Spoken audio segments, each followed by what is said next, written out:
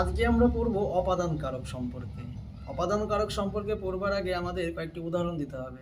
যেমন তিলে তেল হয়, বা আমি কলকাতা থেকে দিল্লি পৌঁছালাম, বা বাড়ি থেকে পাহাড় দেখা যায়, রামের চেয়ে শ্যাম বড়, গতকাল থেকে বৃষ্টি হচ্ছে। এই যে বিভিন্ন বাক্যগুলো আমরা নিলাম, সেখানে আমরা দেখতে পাচ্ছি তিলে তেল হয়, অর্থাৎ ছিল তিল, হয়ে গেছে এখন তেল। তাহলে কোনো কিছু থেকে উৎপত্তি হয়েছিল, কিন্তু সেটি আহ, পরিবর্তিত হয়ে গেল, মানে তিল ছিল হয়ে গেল তেল। কিংবা দূরত্ববাচক, অর্থাৎ এক জায়গা থেকে অন্য জায়গার অবস্থান বোঝাতে আহ, ছিলাম আমি কলকাতায়, পৌঁছে গেলাম দিল্লি। তাহলে এখন তো আমি আর কলকাতাতে নেই, আমার কি হয়েছে, স্থানের বিচ্যুতি ঘটেছে। আমার স্থানের কিন্তু বিচ্যুতি ঘটেছে, তাই না? ছিলাম এক জায়গায়, চলে গেছে এখন অন্য জায়গায়। বা আহ, কালবাচক, এই যে বললাম গতকাল থেকে বৃষ্টি হচ্ছে, অর্থাৎ শুরু হয়েছিল কিন্তু গতকাল।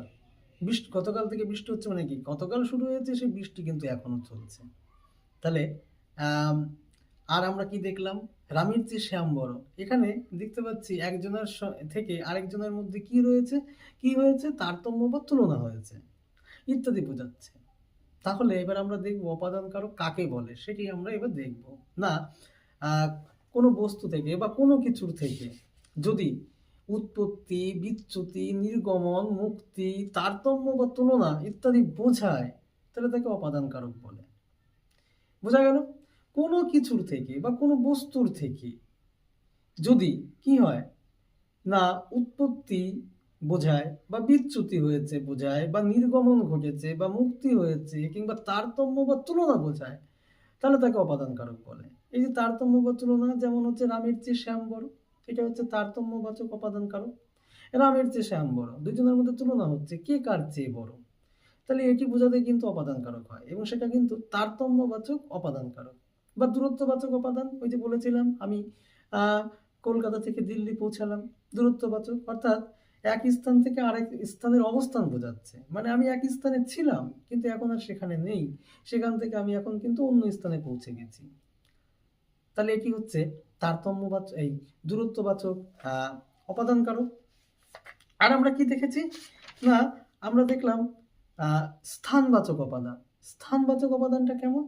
স্থানবাচক উপাদান হচ্ছে কোনো একটি স্থানে একটা জিনিস আছে, কিন্তু সেইটির যদি সেখান থেকে বিচ্যুতি ঘটে, তাহলে তাকে বলা হয় স্থানবাচক উপাদান। যেমন পথে টাকাটি কুড়িয়ে পেলাম। আচ্ছা, টাকাটি কোথায় ছিল? পথে ছিল। যখনই আমি বললাম কুড়িয়ে পেলাম, তাহলে কি সেই পথের মধ্যে টাকাটি রয়েছে? টাকাটি কিন্তু আর নেই।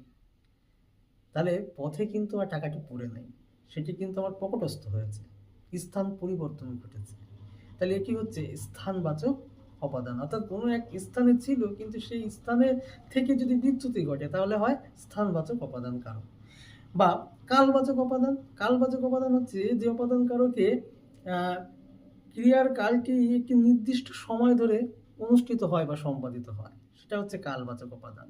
ওই যে বললাম, যেমন হচ্ছে গতকাল থেকে বৃষ্টি হচ্ছে, তাহলে একটা নির্দিষ্ট সময়, গতকাল শুরু হয়েছিল, শুরু হয়ে কিন্তু এখনো সেই বৃষ্টি চলছে, এটি হচ্ছে কালবাচক অপাদান কারক। এরপরে রয়েছে অবস্থানবাচক উপাদান।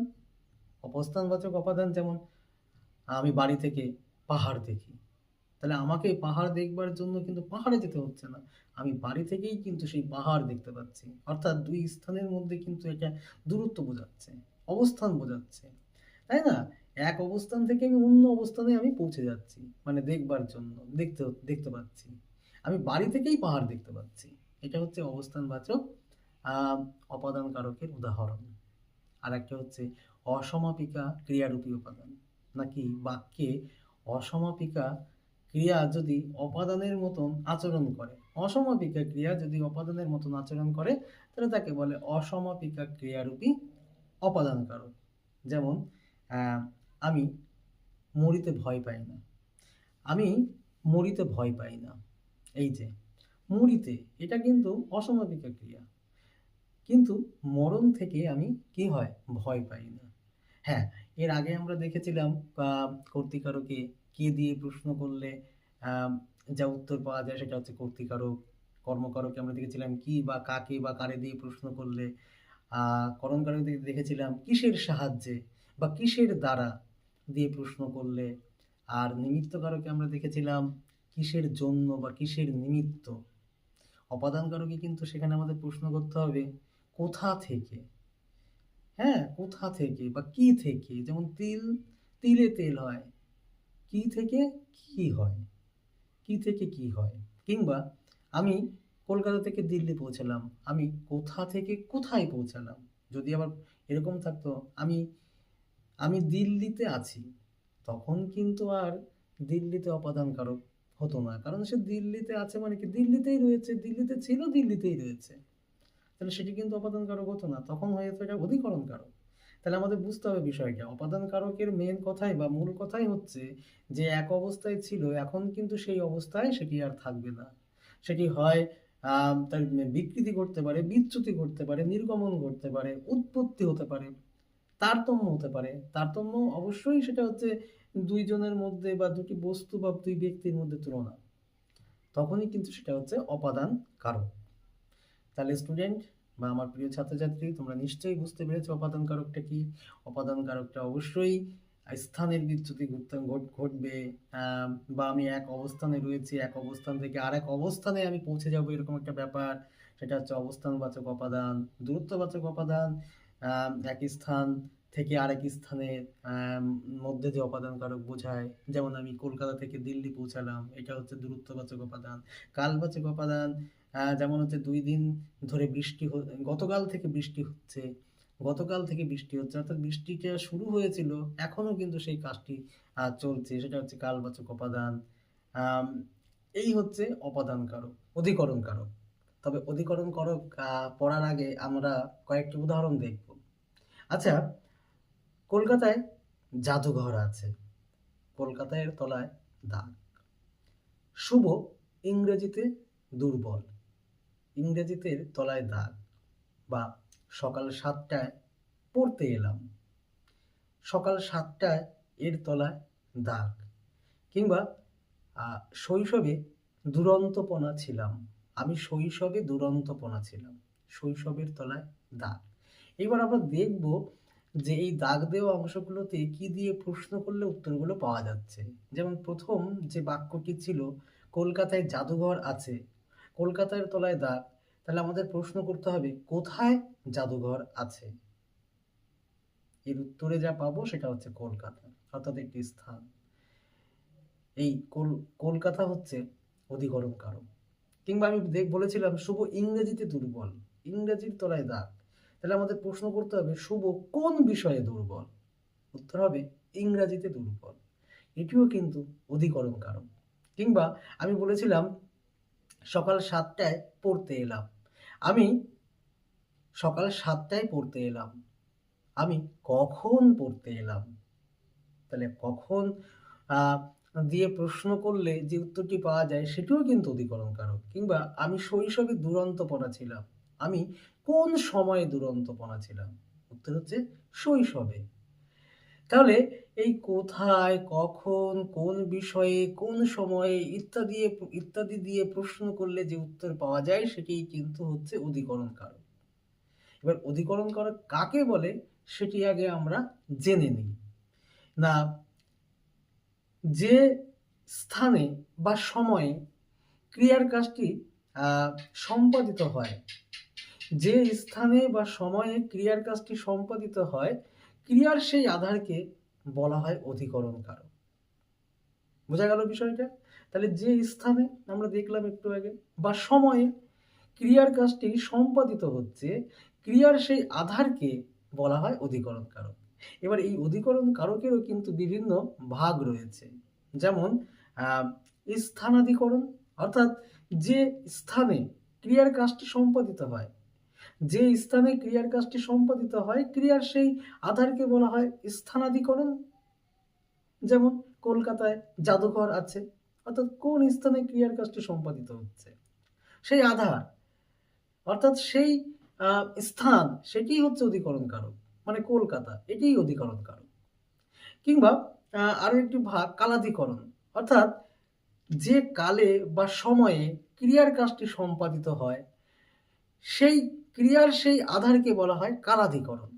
উদাহরণ, সকাল 7টায় পড়তে এলাম, তাহলে যে সময়ে ক্রিয়ার কাজটি সম্পাদিত হচ্ছে সকাল 7টায়, এটিই হচ্ছে কালাধিকরণ। এরপরে রয়েছে বিষয়াধিকরণ। যে বিষয়কে কেন্দ্র করে ক্রিয়ার কাজটি সম্পাদিত হয়, যে বিষয়কে কেন্দ্র করে ক্রিয়ার কাজটি সম্পাদিত হয় ক্রিয়ার সেই আধারকে বলা হয় বিষয়াধিকরণ। যেমন, সে ইংরেজিতে দুর্বল। সে ইংরেজিতে দুর্বল অর্থাৎ সে কোন বিষয়ে দুর্বল? এই যে বললাম সংজ্ঞাতে, কোনো বিষয়কে কেন্দ্র করে ক্রিয়ার কাজটি সম্পাদিত হয়। তাহলে এখানে বিষয় হচ্ছে ইংরেজি, তাহলে সে ইংরেজি বিষয়ে দুর্বল, অর্থাৎ ইংরেজিটা হচ্ছে বিষয়াধিকরণ। আরেকটি হচ্ছে ভাবাধিকরণ। ভাবাধিকরণ কি না, ভাববাচক বিশেষ্য পদ। ভাববাচক বিশেষ্য পদ অধিকরণ পদ হিসাবে ব্যবহৃত হলে তাকে বলা হয় ভাবাধিকরণ, ভাববাচক বিশেষ্য পদ। যেমন, আমি শৈশবে দুরন্তপনা ছিলাম। আমি শৈশবে দুরন্তপনা ছিলাম। খেয়াল করে দেখলে তোমরা দেখতে পাবে এই শৈশব অবস্থা এটা হচ্ছে একটি ভাববাচক বিশেষ্য পদ, এবং এই ভাববাচক বিশেষ্য পদের আহ, কি বলবো যে ভাববাচক বিশেষ্য পদের আধারেই কিন্তু ক্রিয়ার কাজটি কিন্তু সম্পন্ন হচ্ছে বা সম্পাদিত হচ্ছে। মানে শৈশবে দুরন্তপনা ছিলাম, অর্থাৎ আমি কোন সময়ে দুরন্তপনা ছিলাম, কোন সময়ে। তাহলে কোন সময় দিয়ে প্রশ্ন করলে যা উত্তর পাওয়া যায় সেটা কিন্তু অধিকরণ কারক।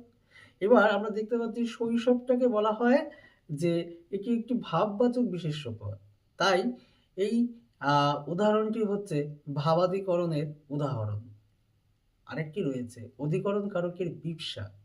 অধিকরণ কারকের বিপসাটা হচ্ছে যখন অধিকরণ পদটি বাক্যে পরপর দুবার ব্যবহৃত হয়। বিপসা মানেই হচ্ছে পরপর দুবার। তাহলে অধিকরণ বাচক পদটি বাক্যে পরপর দুবার ব্যবহৃত হলে তাকে বলা হয় অধিকরণ কারকের বিপসা। যেমন, ঘরে ঘরে রোগ হচ্ছে। কোথায় রোগ হচ্ছে? ঘরে। তাহলে কোথায় দিয়ে প্রশ্ন করলে আমরা অবশ্যই জানি যে সেটি হচ্ছে অধিকরণ কারকের উদাহরণ। এবার ঘরে শব্দটি পরপর দুইবার বসেছে। ঘরে শব্দটি নয়, সরি, ঘরে পদটি পরপর দুবার বসেছে, তাহলে আমরা জানি ঘরে হচ্ছে অধিকরণ কারক। তাহলে যেহেতু পরপর দুবার বসেছে তাহলে এটি অধিকরণ কারকের বিপসার উদাহরণ। এই ছিল অধিকরণ কারক। আশা করি তোমরা প্রত্যেকে বুঝতে পেরেছো। অবশ্যই কমেন্ট সেকশনে গিয়ে মতামত দেবে, যদি কোথাও অসুবিধা হয় জানাবে। অবশ্যই চ্যানেলটিকে সাবস্ক্রাইব করবে এবং বন্ধুদের মাঝে ছড়িয়ে দেবে।